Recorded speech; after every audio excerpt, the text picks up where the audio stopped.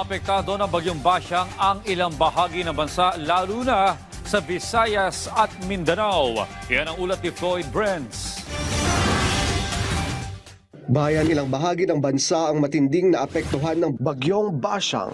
Sa video na ito makikita na nagmistulang ilog ang isang kalsada sa CDO dahil sa matinding pag-ulan bunsod ng bagyong Basyang.